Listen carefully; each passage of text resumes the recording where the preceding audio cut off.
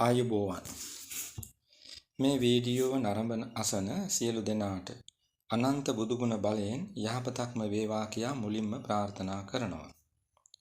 පළමුව මේ වීඩියෝ පෙළ කරගෙන යන අන්දම යලි මතක් කරගත්තොත් කරගෙන යන්නේ ප්‍රධාන ශේස්ත්‍ර 8ක් ආවරණය කරගන්න.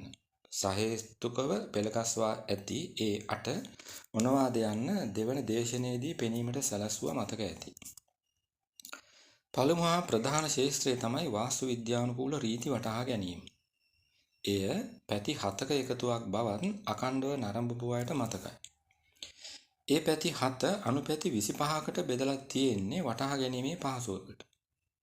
මගහැරී තිබූ තව අනුපැත්තක් අද එකතු කරනවා. 8 වැන්න වූ ගියවර දේශනයේ අවසන් වන විට ඒ අනුපැති 26න් 11ක් විස්තර කරලා අවසන්. ප්‍රධාන පැති වශයෙන් ගත්තොත් එතන ප්‍රධාන පැති 3ක්. අද ආරම්භන්නේ 4 වන ප්‍රධාන පැත්ත. සකසාගත් වර්ගඵලය හා ගෙයි දිගපළල ඇතුළත කාමර වෙන් කර ගැනීම තමයි මාතෘකාව. ඒ වෙන් කර ගැනීම මනවින් කරගන්න නම් අනුපැති 5කට අපේ අවධානය යොමු විය යුතුයි. ඒ මොනවාද යන්න මේ දේශනයට පෙර පෙනීමට සැලැස්සුවා ඇහෙන්නත් සලස්වන්න. එක තමයි ඉඩම තුල පඨවි ආදී සතර මහා භූතයන්ගේ විසිරීම සැලකිල්ලට ගැනීම. කාමර වෙන් කිරීම සඳහා ගෘහ දිසා චක්‍රයට මුල් තැන දීම දෙවැන්න. ඒ සඳහා වාස්තු පුරුෂයාගේ පිහිටීමද සැලකිල්ලට ගැනීම තෙවැන්න. ඒක තමයි අද එක්කල අනුපැත්ත. සිව්වැන්න වන්නේ නිවසේ හරිමැද නොපෑගෙනසේ කාමර වෙන් කර ගැනීම. ලින්ද වැසිකිලි වල ආදී බාහිරාංග වාස්තු රීතිවලට අනුකූලව කර ගැනීම තමයි පස්වැන්න. මේ පහෙන් පළමු 3 අද සාකච්ඡාවට ගන්නවා. වටහා ගැනීමේ පහසුව පිණිස ඉදිරිපත් කළ චිත්‍ර දෙකකුත් දේශනයට පෙර පෙනීමට සැලැස්සුවා. ඒවාට යන්න කලින් මුලින්ම ඉහත කී අනුපැති පහේ දෙවැන්නට අවධානය යොමු කරමු. දෙවැන්න තමයි ගෘහ දිසා චක්‍රය. සරලව කීවොත් ගේක කාමර වෙන් කිරීමට පදනම් වන රවුම. ඒ රවුමෙන් කියවෙන උතුරු දිශාව ගමු පළමුව. ගේක උතුරට සුබ භාණ්ඩාකාරය. ඉංග්‍රීසියෙන් කියන්නේ ට්‍රෙෂරිය කියලා. ඒක. අධ්‍යයන කාමරය, ස්ටඩි රූම් එක කියන්නේ අධ්‍යයන කාමරයට අන්න ඒක ඊළඟට නිදන කාමරත් වරදක් නැහැ. ඊසාන ගත්තොත් එතනට වඩා සුබ බුදුමෙදුර කාර්යාලය, පෝටිකෝව, ස්ටඩි රූම් එක වැනි ඔළුව මෙහෙवला කළ යුතු වැඩවලට. නැගෙනහිර සුබ අධ්‍යයන කාමරය, නිදන කාමරය, කෑම කාමරය, නාන කාමරය වැනි අංගවලට.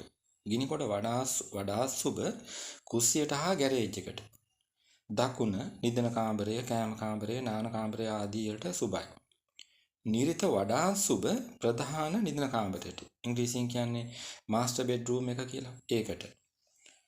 උපකරණ ගබඩාව, වැසිකිළිය, නාන කාමර ආදියට නිරිත සුබයි. වෙනත් විකල්ප දිශාවක් පනවා නැති එකම තැන තමයි ගේක ප්‍රධාන නිදන කාමරය.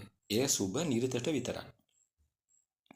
ඒකට විශේෂ හේතුවකුත් තියෙනවා. ඉදිරියේදී ඒ ගැන අපි කතා කරන නිසා බටහිර දිශාවට යමු. බටහිරට කෑම කාමරය, ළමුන්ගේ කාමර සුබයි. වයඹ ගත්තොත් එතනට අමුත්තන්ගේ කාමරය සුබයි. විසිටර්ස් රූම් කියන්නේ අන්න ඒකට වඩා සුබ වයඹ. ඊළඟට ගැරේජ් එක. කිනිකොන කුස්සිය ගන්න බැරි විට ඒ වයඹට සුබයි. ඔය තමයි ගෘහ දිසා චක්‍රයට අනුව කාමර බෙදිය යුතු අන්දම. පෙන්වන ලද චිත්‍රය එක දැන් මෙතනට ගලපා පෙන්වනවා. එහි දැක්වෙන්නේ පඨවි, ආපෝ, තේජෝ, වායෝ, අවකාශය යන ප්‍රධාන මහ භූත පහ ඉඩමක විසිරී තියෙන ආකාරය. කොහොමද විසිරලා තියෙන්නේ? ඉඩමක නිරිතේ තමයි පඨවියේ වැඩිපුර විසිරලා තියෙන්නේ. තේජෝව ගිනිකොනේ, ආපෝව ඊසානේ, වායෝව වයඹි, අවකාශය තමයි මැද. මෙය බෞද්ධ දර්ශනයේ විවරණයක් නෙමෙයි. ඒකත් මුලින්ම කියන්න වෙනවා.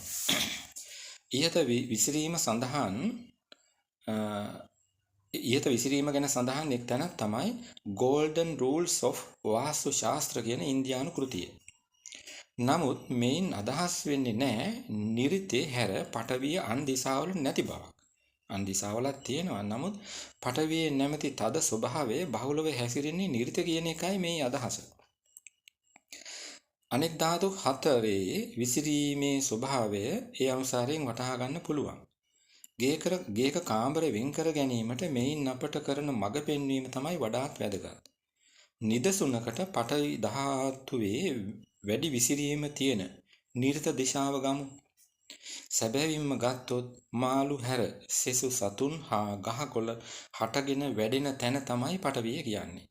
මිනිස් පරම්පරාව වැඩෙන්න නම් මව්පියන්ට දරුවන් හටගන්න ඕනේ. ඊට අදාළ පල්ලමු කෘත්‍ය කෙරෙන ප්‍රධාන නිදන කාමරය පඨවිය නියෝජනය වන නිරිතෙන් තබන්න කීම මොනතරම් තර්කානුකූලද කියලා බලන්න. අමුත්තන්ගේ කාමරයත් ඒ විදියමයි. අමුත්තෝ ගෙදරක පදිංචි වෙන අය නෙමෙයිනේ. ඒ අය ඉක්මනින් පිට වී යන අය, ඉක්මනින් පිටමං කළ යුතු අය. ඒ සඳහා වැඩිම චලන ශක්තිය තියෙන මහා භූතය තමයි වායෝව.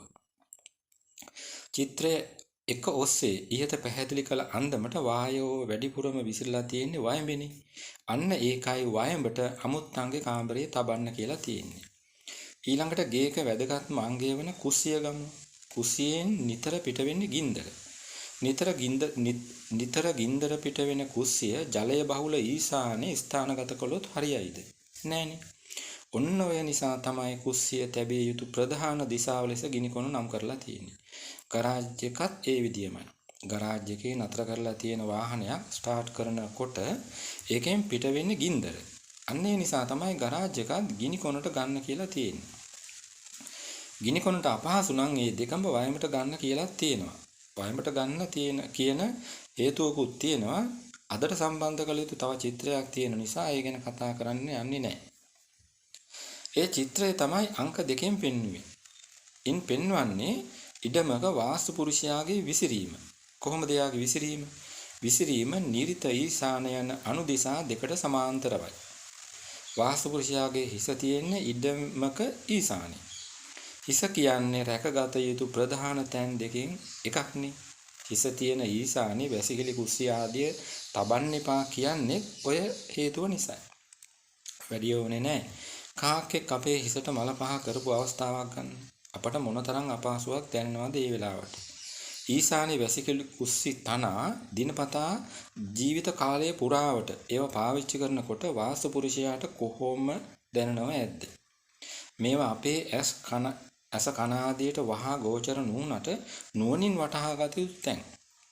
ඔය නිසාම තමයි ඊශානයේ වැසිකිලි කුස්සි තියෙන ගෙවල් වල හැමදෑම අඩදබර තියෙන්නේ. ආදායම බිඳ වැටෙන්නත් ඒක හේතුවක්.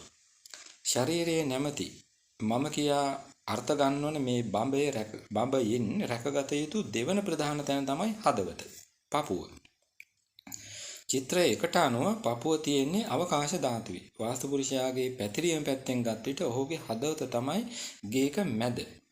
ඒ මැදට බරින් වැඩි කුළුණු ආදී අංග ගන්න එපා කියන හේතුව දැන් වැටහිය යුතුයි.